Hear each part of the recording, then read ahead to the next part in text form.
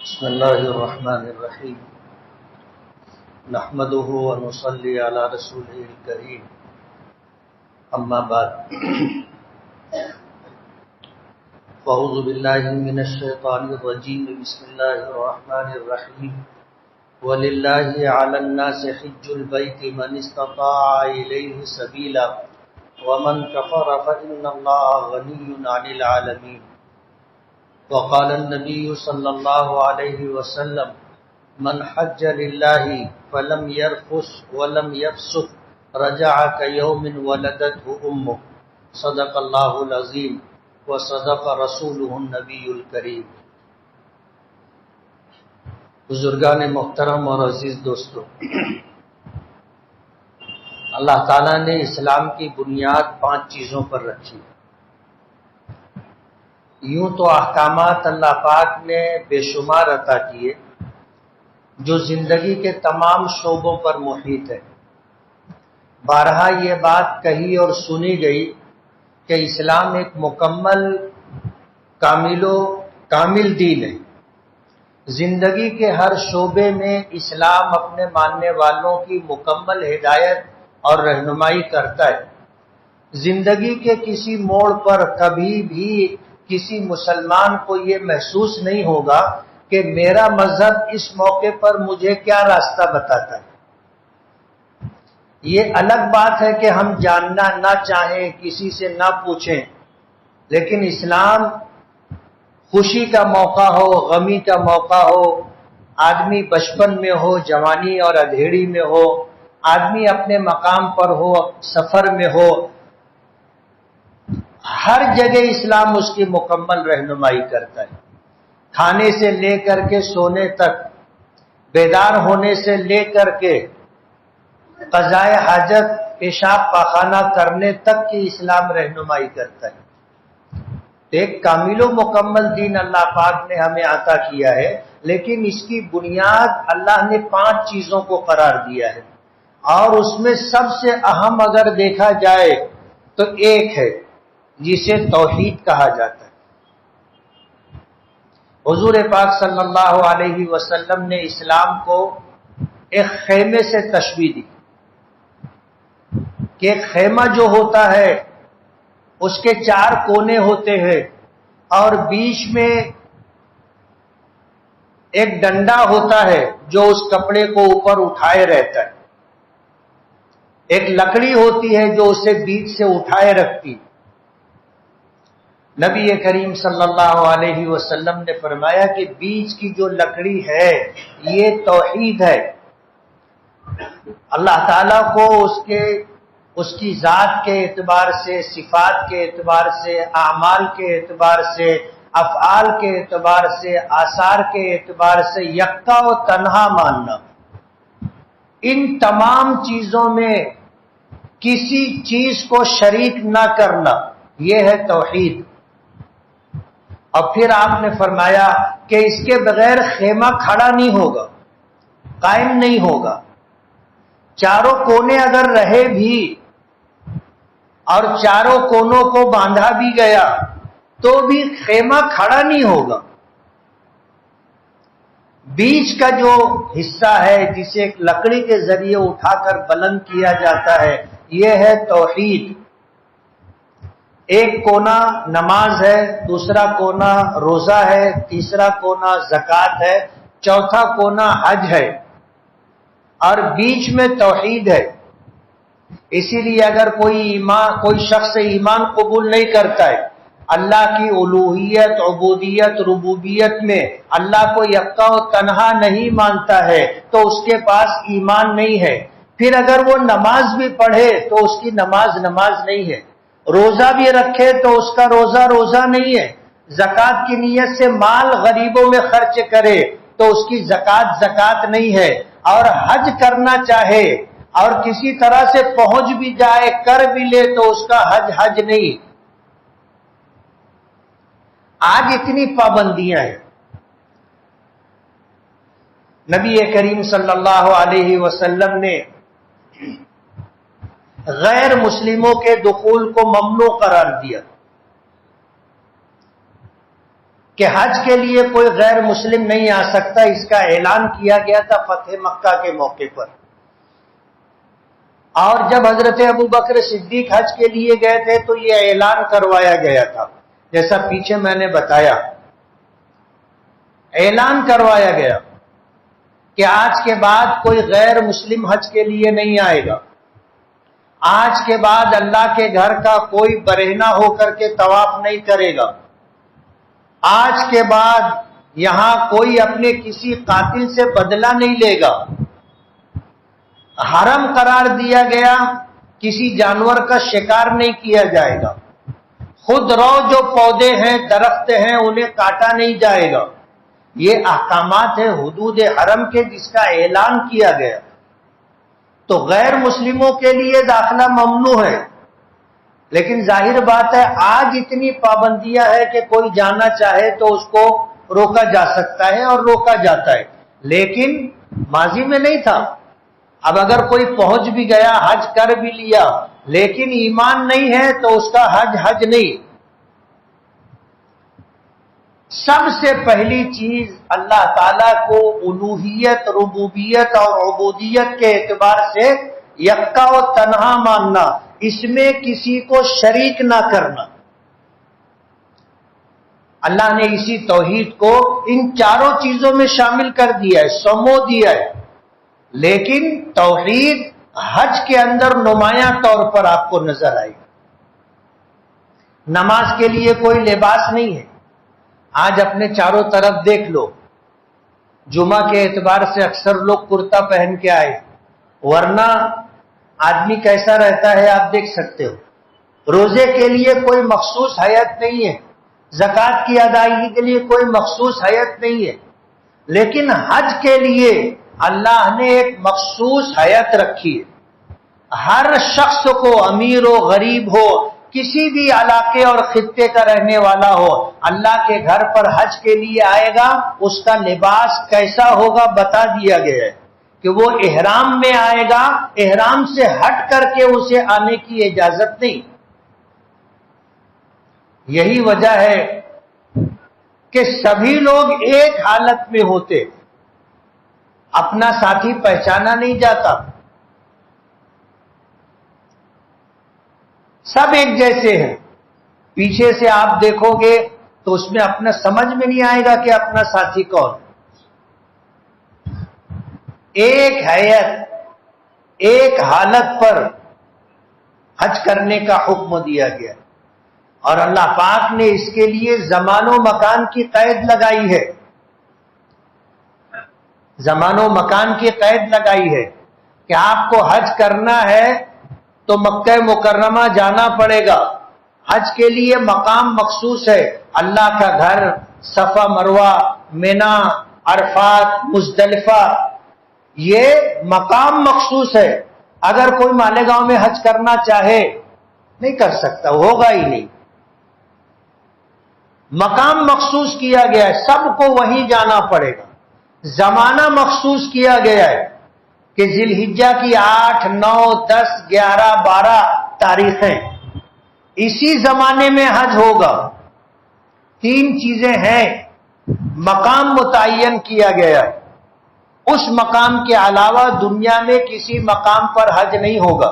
جیسے بعض لوگ کہتے ہیں کہ 7 مرتبہ حضرت خواجہ معین الدین چشتی اجمیری رحمت اللہ علیہ کے مزار پر چلے گئے تو حج ہو گیا.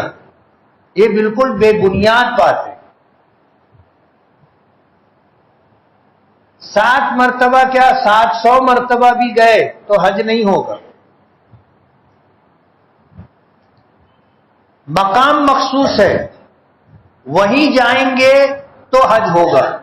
دوسرا طریقہ مخصوص ہے، اعمال مخصوص ہے کہ اللہ کے گھر کا طواف کیا جائے گا، صفا مروہ کی سعی کی جائے گی، مینا میں قیام کیا جائے گا، عرفات میں وقوف کیا جائے گا، مزدلفہ میں وقوف کیا جائے گا، مینا کے میدان میں شیطانوں کو کنکریاں ماری جائیں گی، اور حج تمتع، حج قران کرنے والوں کو حدود حرم میں حج کی قربانی دینی ہوگی، تب جا کے حج ہوگا. تو مقام بھی متعین ہے، زمانہ بھی متعین ہے، اور اعمال و طریقہ کار بھی متعین ہے.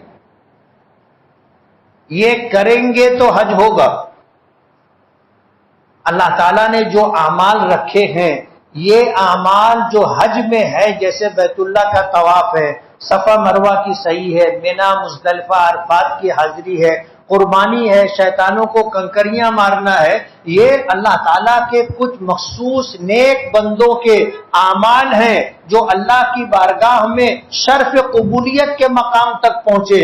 اللہ تعالیٰ نے ان کو اکٹھا کر دیا اور اسے حج کی شکل دے دی. حج کی شکل دے دی. اس میں بڑا حصہ حضرت ابراہیم و اسماعیل علیہم الصلاۃ والسلام کے اعمال ہیں. اللہ کا گھر سب سے پہلے اللہ کے امر کن سے بنا تھا. حضرت آدم علیہ الصلاۃ والسلام کا زمانہ آیا تو حضرت آدم نے اللہ کے گھر کی تعمیر کی. طوفان نوح آیا تو دیواریں گر گئی. پھر ایک ٹیلے کی شکل تھی، لوگ آتے تھے ٹیلے کا طواف کیا کرتے تھے.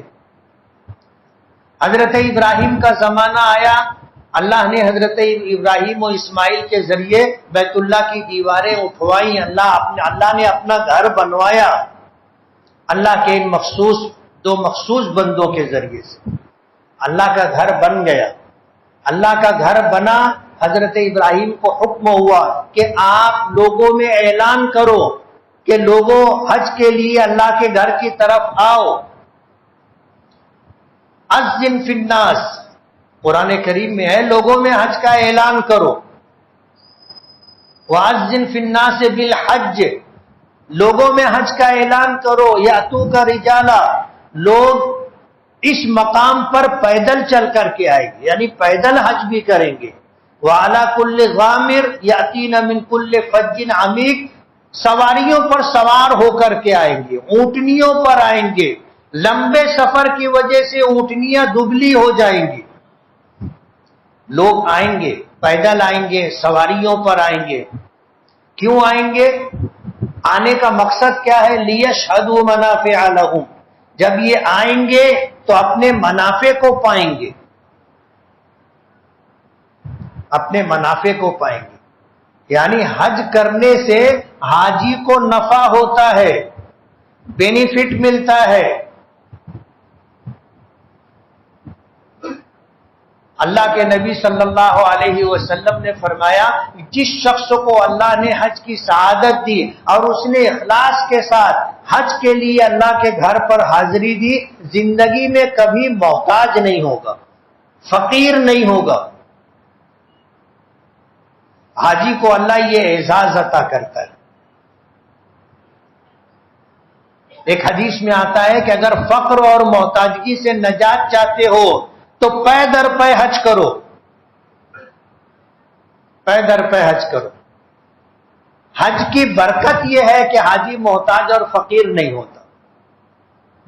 وجہ اس کی یہ ہے کہ اللہ کے رسول نے فرمایا کہ حج کرنے والے، عمرہ کرنے والے اللہ کے مہمان ہوتے ہیں، اور مہمان بن کر جب اللہ کے گھر پر جاتے ہیں تو اللہ اپنے در پر آنے والے اپنے مہمانوں کو اعزاز عطا کرتا ہے. اور وہ اعزاز یہی ہے کہ اللہ کے گھر پر جو حج کے لیے آیا، اخلاص کے ساتھ حاضری دی، زندگی میں کبھی محتاج نہیں ہوگا. لِيَشْهَدُوا مَنَافِعَ لَهُمْ، اللہ تعالیٰ اپنے در پر بلاتے ہیں تو بلانے کے بعد منافع عطا کرتے ہیں. حاجی محتاج نہیں ہوگا. دوسری بات، اپنے حج عمرے پر اس نے جو خرچ کیا ہے اللہ اسے بہترین شکل میں واپس کرے گا. اخلاص شرط ہے. جتنا پیسہ آپ خرچ کرو گے اللہ کسی نہ کسی شکل میں واپس کرے گا، اور برکتوں کے ساتھ وہ پیسہ آئے گا. سارا خرچہ اللہ واپس کر دیتے.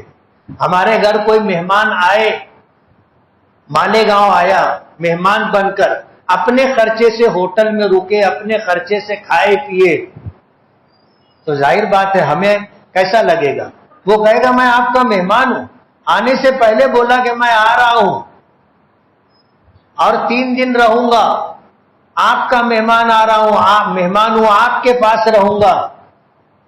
آدمی ذہنی طور پر تیار ہوتا ہے کہ مجھے اس کے قیام کا، طعام کا، راحتوں کا سب انتظام کرنا ہے، اور وہ آئے، آ کر کے ہوٹل میں رک جائے، اپنا کھائے اپنا پیے، تو اپنے کو کیسا لگے گا؟ ایک طرح کی بے عزتی محسوس ہوگی کہ مہمان میرا ہے، خرچ خود کر رہا ہے، اپنا کھا رہا ہے، اپنی ضرورت خود پوری کر رہا ہے۔ تو اللہ تو غنی ہے، جس کے خزانے لامحدود ہیں، جس کی قدرت یہ ہے کہ کسی کام کے لیے صرف اس کا حکم ہو جانا کافی ہے، وہ کام ہو جائے گا۔ اسے کیسے گوارا ہوگا کہ اس کا مہمان بن کر کے کوئی آئے اور پھر سبب کے درجے میں وہ خرچ کرے اور اللہ اسے واپس نہ کرے؟ آپ حج کر کے گھر واپس نہیں آؤ گے، واپسی کی شکل اللہ پاک بنا دیتے، جو خرچ کیا ہے سب واپس ملتا ہے اور برکتوں کے ساتھ واپس ملتا ہے، اور اللہ تعالیٰ ناپ تول کے نہیں دیتا، گن کر کے حساب لگا کر کے نہیں دیتا۔ اس کی شان ہے، اس کی شان ہے اور اپنی شان کے مطابق دیتا ہے۔ شرط یہ ہے کہ اخلاص۔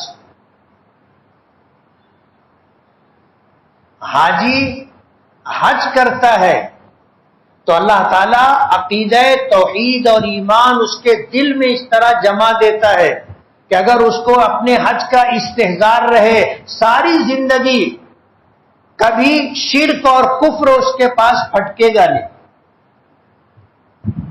آپ نے جب دیکھا لبیک آدمی کہتا ہے تو لبیک میں 2 مرتبہ ہے لا شریک لک، لبیک اللہم لبیک، لبیک لا شریک لک، لبیک لا شریک لک پہلی مرتبہ، ان الحمد والنعمت لک والملک لا شریک لک، 2 مرتبہ لا شریک لک، کہ بندہ کہتا ہے کہ تیرا کوئی شریک نہیں ہے، نہ ذات میں، نہ صفات میں، نہ اعمال میں، نہ افعال میں، نہ آثار میں، تیرا کوئی شریک نہیں ہے۔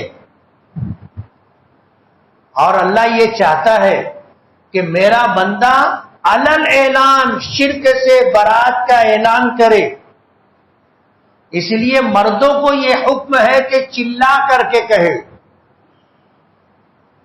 بدبدا کر کے نہیں، چلا کر کے کہے لبیک اللہم لبیک، اور دیوانہ وار کہے کہ عام حالت میں آدمی دیکھے تو وہ بھی حیرت میں ہو جائے کہ ان کو کیا ہو گیا، کیوں چلا رہے ہیں۔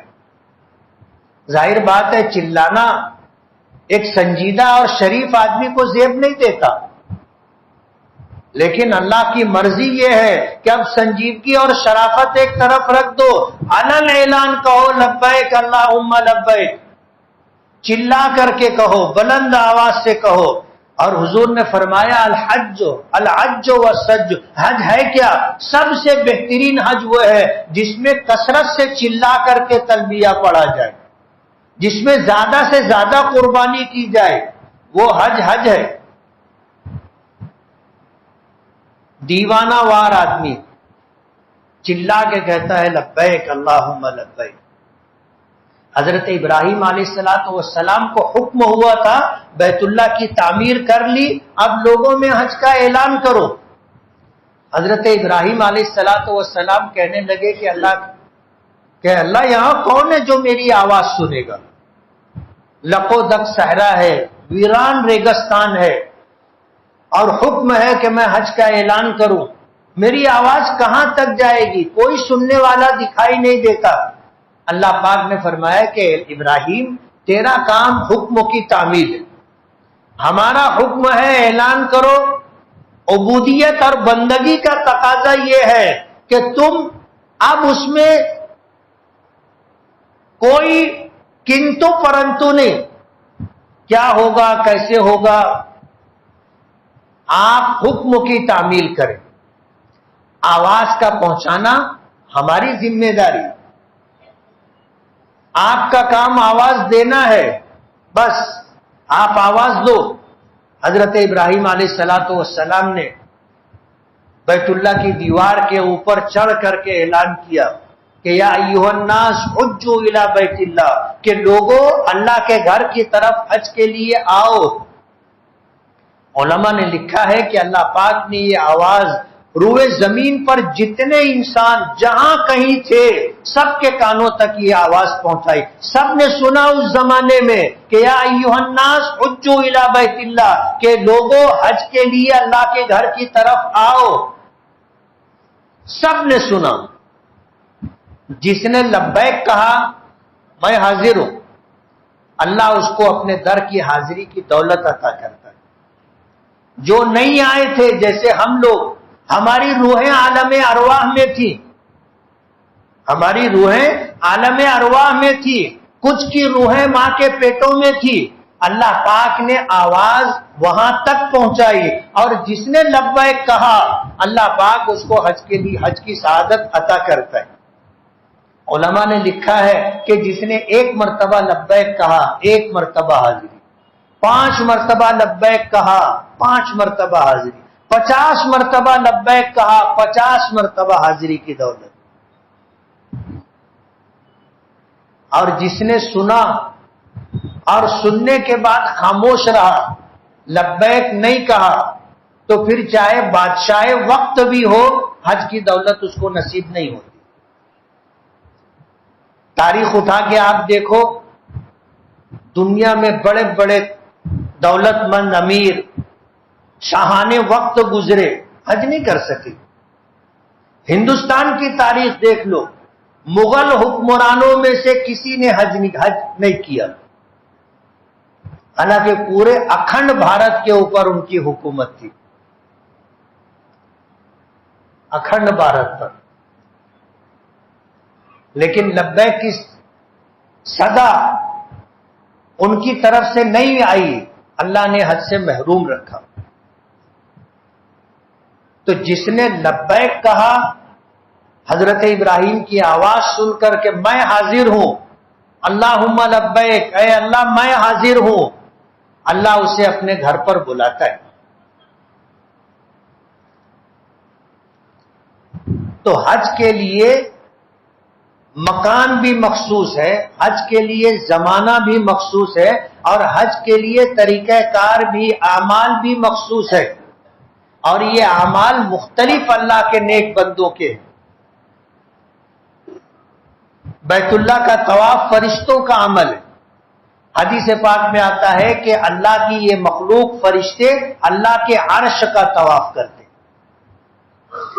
زمین پر جہاں کعبہ ہے اس کے بالمقابل 7ویں آسمان کے اوپر بیت المعمور ہے، 70,000 فرشتے روزانہ اس کا طواف کرتے، اور جس نے ایک مرتبہ طواف کر لیا دوبارہ پھر اسے موقع نہیں ملتا۔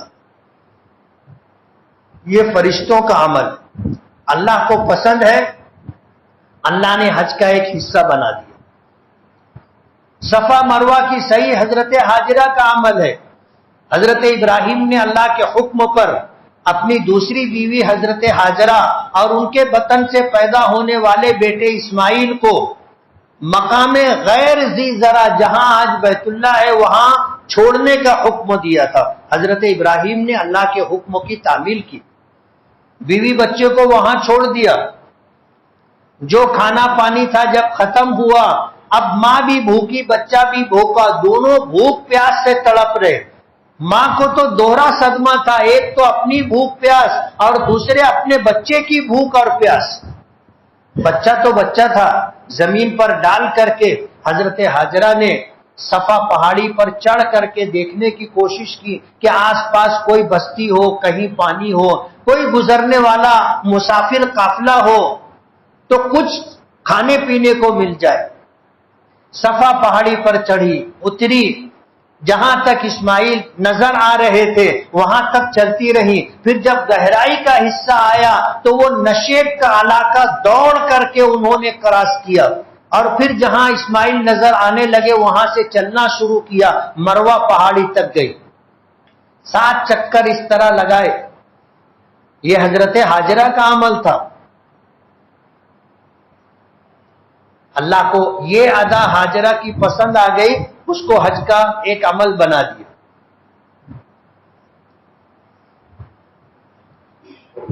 کسی نے کہا ہے نا کہ جستجو زمزم میں ہاجرہ بھی دوڑی تھی،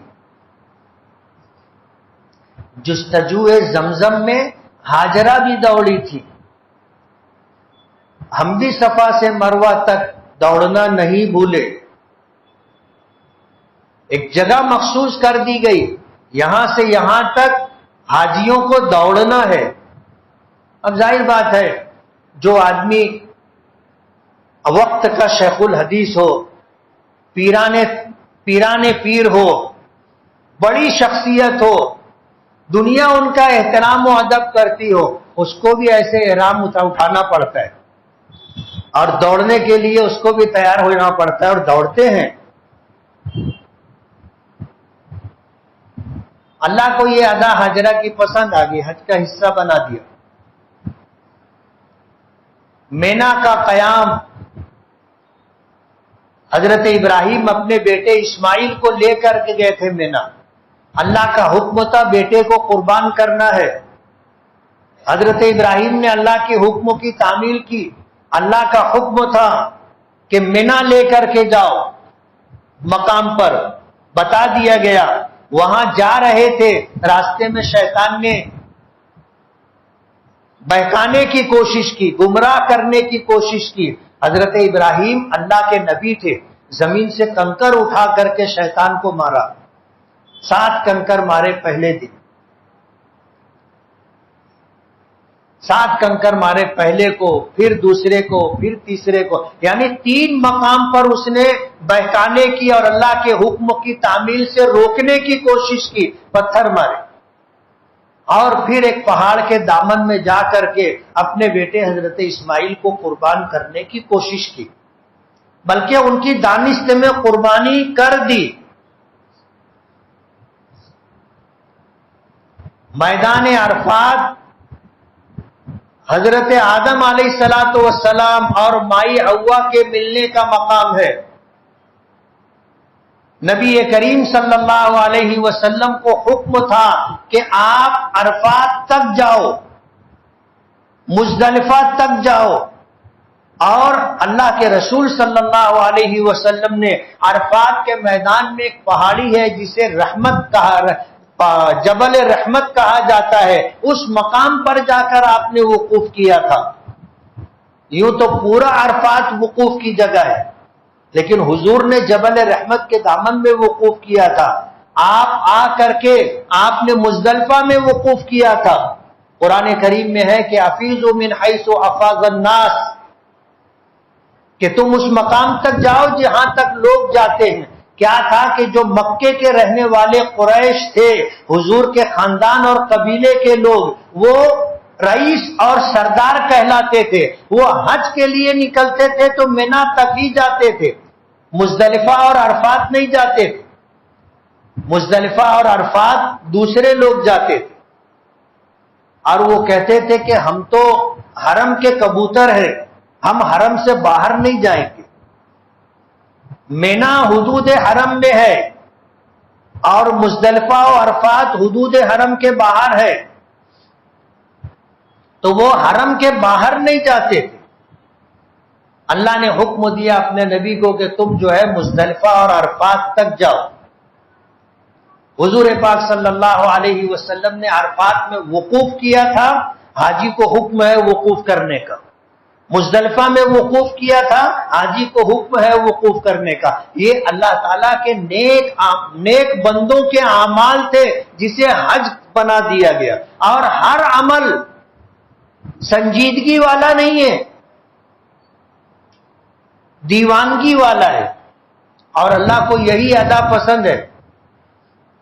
نماز میں آنے کے لیے حکم ہے خذوا زینتکم عند کل مسجد، جب مسجد جانا ہو تو ٹھیک ٹھاک ہو کر کے جاؤ، آدھی آستین میں نہیں آنے کا، ہاف پینٹ پہن کر کے نہیں آنے کا، ننگے سر نہیں آنے کا۔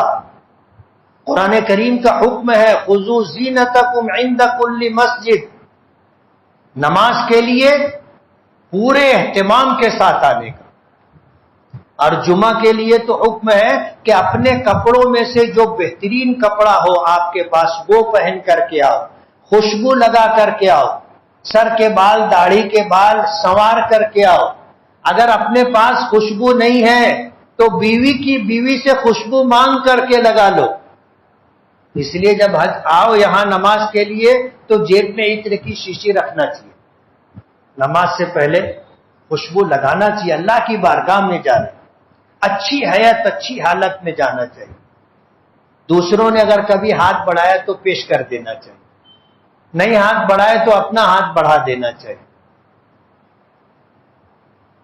حضور پاک صلی اللہ علیہ وسلم نے فرمایا کہ 3 چیزیں ایسی ہیں جو تحفے میں دینی چاہیے، اور اگر کوئی دے تو قبول کر لینا چاہیے، رد نہیں کرنا چاہیے۔ اس میں سے ایک خوشبو ہے۔ کسی نے شیشی بڑھائی تو بعض لوگوں کو سر ہلا کے ایسے الرجی ہے، کوئی خوشبو دے خوشبو قبول کرو،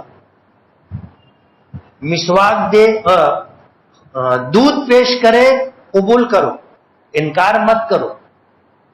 اور اگر آپ کسی کے جگہ کہیں آپ پہنچے اور انہوں نے آپ کے اعزاز میں تکیہ دیا ٹیک لگانے کے لیے، قبول کرو، انکار مت کرو۔ اور حکم ہے، اللہ نے حیثیت دی ہے لوگوں کو خوشبو پیش کرو، اللہ نے حیثیت دی ہے لوگوں کو دودھ کا تحفہ دو۔ صحابہ کرام میں کچھ ایسے تھے جو نبی کریم صلی اللہ علیہ وسلم کے یہاں روزانہ دودھ بھیجا کرتے تھے، روزانہ۔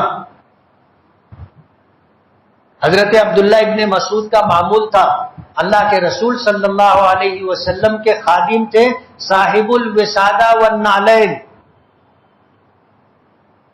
ایک تکیہ ہمیشہ ساتھ میں لے کے چلتے تھے، اور اللہ کے رسول جہاں پہنچتے تھے تکیہ لگا دیا کرتے تھے۔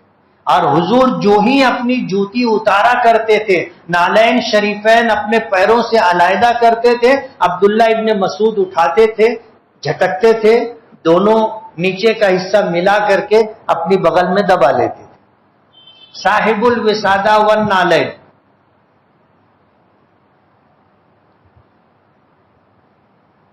تو حج اللہ تعالیٰ کے مخصوص بندوں کے اعمال کا مجموعہ ہے۔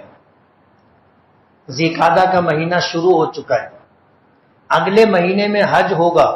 شوال کا مہینہ، ذی القعدہ کا مہینہ، ذی الحجہ کے 10 دن، یہ 2 مہینے 10 دن حج کے مہینے کہلاتے۔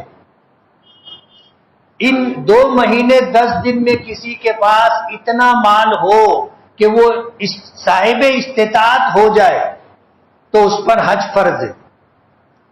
رمضان میں کسی کے پاس مال تھا لیکن شوال آنے سے پہلے ختم ہو گیا، اب یہ 2 مہینہ 10 دن میں اس کے پاس مال نہیں ہے تو اس پر حج فرض نہیں۔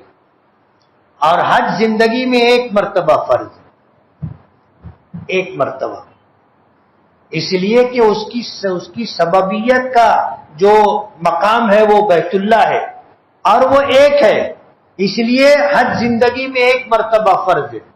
نماز کے لیے اوقات سبب ہے، جب صبح صادق ہوگی فجر کی نماز فرض ہو جائے گی، جب زوال ہوگا ظہر کی نماز فرض ہو جائے گی، جب ہر چیز کا سایہ 2 مثل ہو جائے گا عصر کی نماز فرض ہو جائے گی، جب سورج غروب ہوگا مغرب کی نماز فرض ہو جائے گی، اور جب آسمان اندھیرا چھا جائے، شفق روشنی جو سورج ڈوبنے کے بعد مغرب میں ہوتی ہے وہ ختم ہو جائے، عشاء کی نماز فرض ہو جائے۔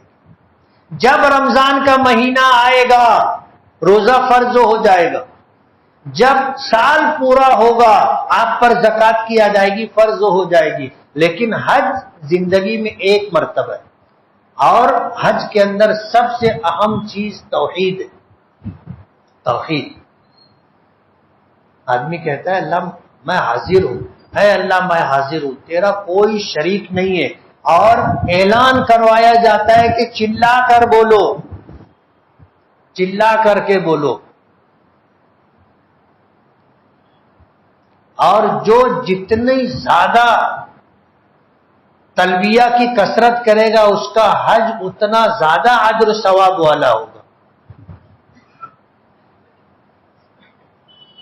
حج کے مہینے ہیں اور حج کے لیے یہ باتیں اس لیے رکھ دی کہ کسی کو پتہ نہیں ہے کہ اس نے لبیک کہا کہ نہیں کہا۔ معلوم ہے کسی کو یاد ہے؟ عالم ارواح میں ہم تھے، آواز حضرت ابراہیم کی ہمارے کانوں تک آئی تھی، کس نے لبیک کہا کسی کو یاد نہیں۔ لیکن جب آدمی حج کے تعلق سے بیان سنتا ہے دل میں اللہ رغبت اور شوق ڈال دیتا ہے۔ پھر غریب سے غریب آدمی بھی دل میں کسک رہتی ہے، کاش اللہ ہم کو بھی بلائے۔ جب کوئی حاجی جانے لگتا ہے تو کسی شاعر نے کہا ہے کہ کسک آرزو حسرت و غم نہ پوچھو، کسک آرزو حسرت و غم نہ پوچھو، چلے جاتے ہو تم رہ جاتے ہیں ہم۔ اگر دل میں کسک ہے، چاہت تمنا آرزو ہے، آدمی اللہ سے مانگے گا کہ اللہ ایک مرتبہ اپنا گھر دکھا دے، ایک مرتبہ اپنے حبیب کے در کی حاضری کی دولت عطا کر دے۔ اسباب بنیں گے، لبیک ہم نے کہی ہوگی، اللہ بلائیں گے۔ اور ہم نے مانگا لیکن ہم نے لبیک نہیں کہا تھا، اللہ نے نہیں بلایا، تو ہمارا یہ مانگنا رائے گا اور بیکار نہیں جائے گا۔ ہماری تڑپ آرزو اور ہماری چاہت پر اور کسک پر اللہ ہمیں اجر دے گا۔